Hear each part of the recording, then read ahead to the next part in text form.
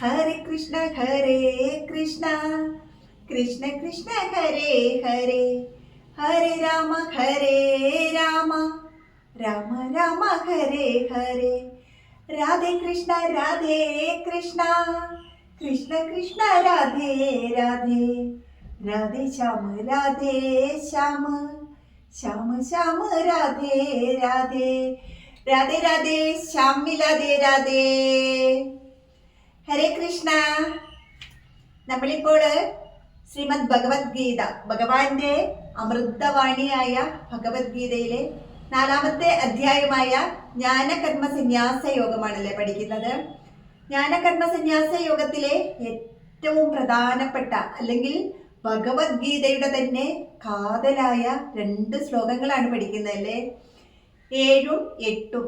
യഥാ യഥാ ഹി ധർമ്മസ്യ ഗ്ലാനിർഭവതി ഭാരത അഭ്യുത്ഥാനമധർമ്മസ്യ തദാത്മാനം സൃജാമ്യഹം പരിത്രാണായ സാധൂനാം വിനാശായ ച ദുഷ്കൃതാം ധർമ്മ സംസ്ഥാപനാർത്ഥായ സംഭവാമി യുഗേ യുഗേ.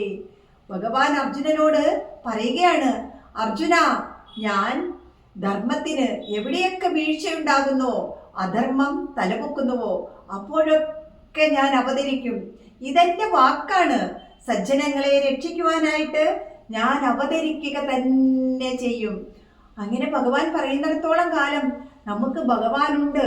നമ്മുടെ ഏത് താഴ്ചയിലും ഏത് പ്രശ്നത്തിലും ഇടപെടുവാനായിട്ട് ഭഗവാൻ അവതരിക്കുക തന്നെ ചെയ്യുമെന്ന് അടിയുറച്ച് വിശ്വസിക്കുക. അപ്പോൾ ആ ഭഗവാൻ വരിക തന്നെ ചെയ്യും. അങ്ങനെ എല്ലാവരിലേക്കും ഈ ഭഗവത്ഗീത എത്തിക്കുക. നമ്മുടെ ഇന്നത്തെ ഈ കലിയുഗത്തിലെ എന്തെല്ലാം കാഴ്ചകളാണല്ലേ നമ്മൾ കാണുന്നത്. അപ്പോൾ ഭഗവാൻ സജ്ജനങ്ങളെ രക്ഷിക്കുവാനായിട്ട് വരിക തന്നെ ചെയ്യും. ഹരേ കൃഷ്ണ. ജയ് ശ്രീ രാധേ രാധേ.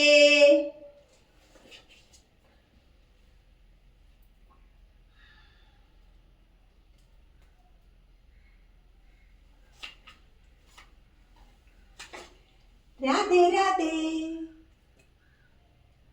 ഇതൊരു ശബ്ദത്തിലും എന്റെ കണ്ടപ്പിന്.